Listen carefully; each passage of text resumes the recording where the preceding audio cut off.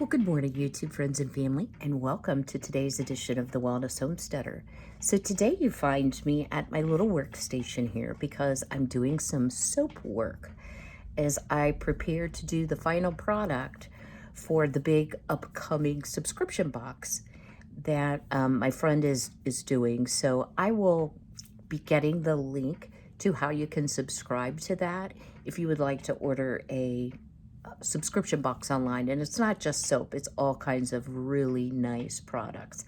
So anyway, I promised y'all I would not monopolize our videos on soap, but I've had a lot of questions. A lot of people wondering, like, how do you know if a soap recipe is good? How do you know which websites to trust?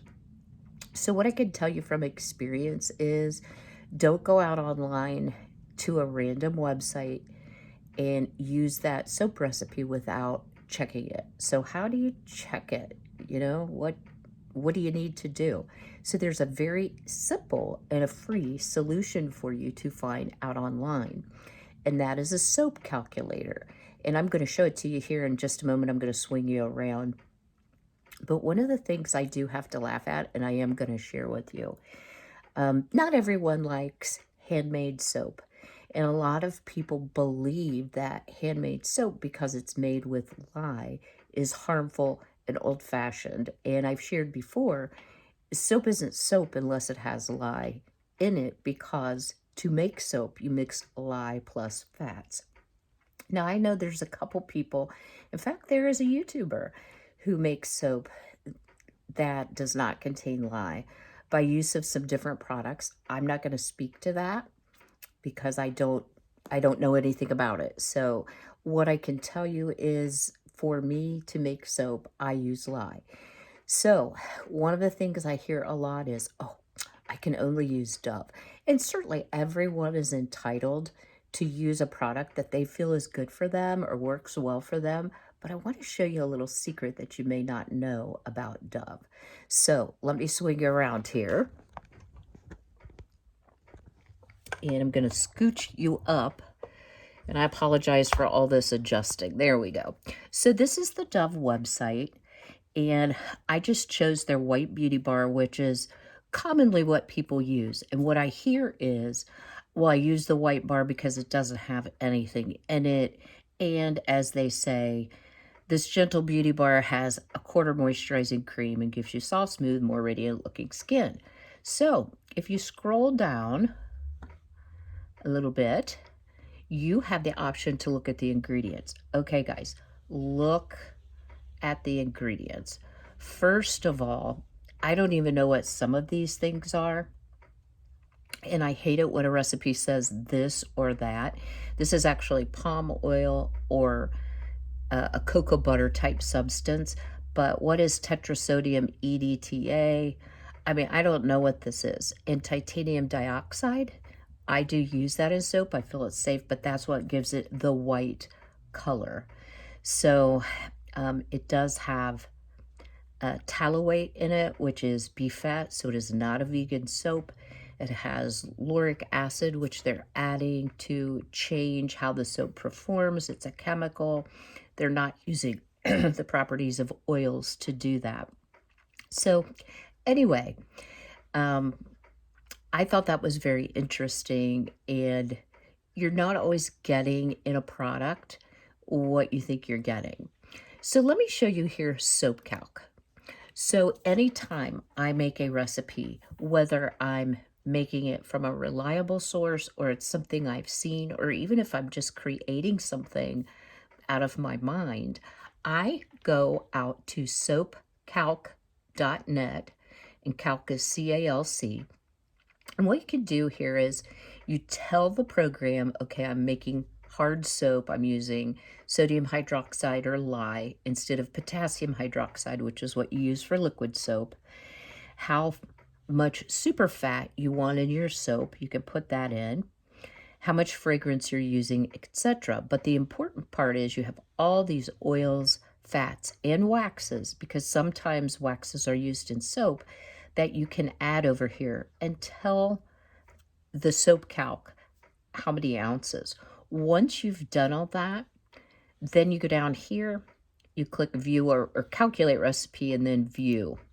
So this is what you get. You get a beautiful little graph that's all multicolored, but it will tell you how many ounces of lye that you will need, how many ounces of water you will need. So this is a great way right here to check and see if a soap recipe you find online is safe and if it's accurate, because sometimes they're not. And there's nothing more disappointing than making a soap that it either won't turn to soap because there's not enough sodium hydroxide or lye in it, or it is so hard it's crumbly because it has too much lye and not enough superfat. So you can see by the recipe I've created, it gives you qualities of your soap bar. So it will tell you how hard, how cleansing, how conditioning, how bubbly, how creamy, how much iodine, which is an important component in soap. And this is a ratio. INS is, let me pop over here. It's a combination of the iodine and saponification value. So the higher the INS, the harder the soap will be. And obviously, the harder the soap is, the longer it's going to last. So with my created recipe, what we have here is a mid-range hardness, a high cleansing, a very good conditioning on the upper end of conditioning, very low range on bubbly. It's 21, lowest is 14. Creamy is 23. Iodine is mid-range, and hardness is right in the mid-range. So this is a good soap primarily for cleansing and conditioning without drying out your hands. And this is the recipe that I've developed, and I'm leaving it on here in case y'all want to copy down the amounts, but I took an existing recipe for Gardener's hand soap and I modified it so it would be what I thought was a better recipe. So I'm going to take you into the kitchen and we are going to make some Gardener's hand soap. So stay tuned. All right, well, you've all seen me mix lye and oils several times, so I'm not going to go through that step. I will leave a link at the end on the end screen of my playlist of soap making if you want more information and you're new to my channel. So our lye and our oils have just about come to temperature, but I want to share with you a little trick that I use. So this is a complicated soap and I add various natural ingredients. So let me kind of swing you down here. I hope you can see. On the counter, I will write with a chalk pen that will just simply wipe off with a sponge how much soap goes in each container. So this actually has 5 different layers that I'm going to be putting on with 5 different ingredients. So some of you may be wondering, well, why aren't you just sharing the recipe? You've done it before. So from a liability standpoint, I am going to put a link in the description box to the actual original recipe from the Soap Queen at brambleberry.com, because I have changed this recipe and I make no guarantees to any of you watching and who figure out what I'm doing that my recipe is appropriate or safe or anything else. You need to always do your own research. We will be adding calendula, which is the leaves of a flower that's similar to a marigold, very, very soothing to the skin. We will be adding coffee grounds, which will give a nice exfoliation for the soap. We'll be adding lavender buds, and lavender not only smells delicious, when you add the whole buds, it's exfoliating and it's also soothing to irritated skin, which we all get when we garden. To part of it, I will be adding rose clay. And clay can be really, really beneficial in helping to remove dirt from your hands. And I actually, the recipe calls for a fuchsia colorant because we stripe the top. I actually am going to use beetroot powder instead of the fuchsia colorant because I believe it also has skin beneficial properties. But again, do your own research. And then the final one, we're going to add a little white coloring to do our striping on the top. Because these are hand soaps, I am going to only be filling my molds half full And then when I cut the bars, it will be a hand soap size rather than a full big bar. So I'm going to stick blend. I'm going to measure it out, and then I'll talk to you here in just a minute about how I layer the soap. So stay tuned. Well, that didn't go as planned. You know, at first I was just going to chuck the video and start over. And I decided, you know what, this is the reality of soaping, that it sometimes helps to share with people so you don't get discouraged. So what actually happened, you know, we were up to the point where I was stick blending. The second I added my lemongrass and lavender essential oils, that soap seized up like soap on a stick. I don't know if I've ever had soap seize like that. So rather than to just throw away all the ingredients, there was no possible way to measure it out at all my lovely marked cup amounts. What I did was I got creative. And my original thought was I was going to pour a short bar of soap, if you will, because these are hand soaps for the subscription box. So I wasn't going to fill up the entire mold. Well, that didn't happen. So what I ended up doing is I simply took the hard soap in my gloved hands, pressed it into the mold, because it was still somewhat pliable, but it just was not pourable at all. And then things like the calendula, the lavender buds, the coffee grounds that I use, I layered in between my pressed in layers. And then while that was setting up, I made another pound of soap, which was just the decorative top. And in that portion, I didn't add the oils. So let me show you. It doesn't look pretty in the mold, but it will look pretty when it's cut. Here's what I ended up with. So the clay, the white titanium dioxide, and some of the coffee ground soap is the striping on the top. So with that extra pound of soap, I decided to try mixing all of those ingredients instead of layering them into a bar. Now, I've got them in a couple different ways. This is how the soap should look. It should be beautiful like this. And these are actually still pretty soft. I probably shouldn't be holding it like this. These I did not pour the color tops, just to have, you know, some different options, if you will, because I do use this soap as well. And even though the colorant is natural, maybe someone wants a soap that doesn't have the coloring in it. So I had to kind of go to plan B and then plan C.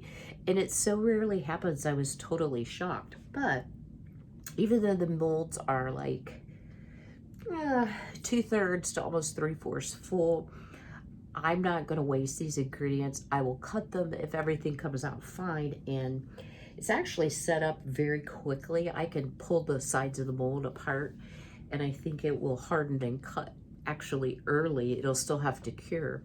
As long as they look fine, then I will have about 18 bars out of my 75 bar order. So when I continue to make the soap, what I'm going to do is mix it all together, add the fragrance oil at the last minute, and keep out the colored top without the fragrance oil, because that's strictly more of a looking thing. It doesn't require the fragrance oil. It can be put into the major part of the soap. So, you know, think about plan B.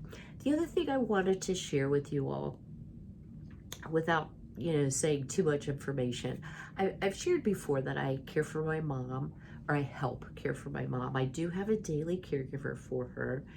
And this caregiver has other clients besides my mom. One of the clients, not my mother, has been hospitalized with COVID, which means mom's caregiver was exposed, and my mom in turn was exposed for 2 days to the caregiver after the caregiver was exposed, if that all makes sense. So long story short, for the next week, I will be kind of juggling a whole bunch of balls in the air. And that's one of the reasons I didn't trash this video, because I thought, you know, I may need this video, right? So I'll be doing some shopping and some different things. If you can see out the window, we've had some pretty significant ice here in Ohio today. We're actually forecast for it to be better tomorrow, so I'll be going to Mom's tomorrow. I have a big soap order to deliver tomorrow as well, and whatever errands she needs, and then help her bathe, eat, those type of things. And then Wednesday we're supposed to have more snow, so I'm just gonna have to play it by ear because it's quite a long round trip for me, and I don't live near a main road, so I have many miles to a highway or a treated road before I really feel safe. So I'm just gonna have to play it by ear. But irrespective of what I need to do, you can always count on me bringing you videos.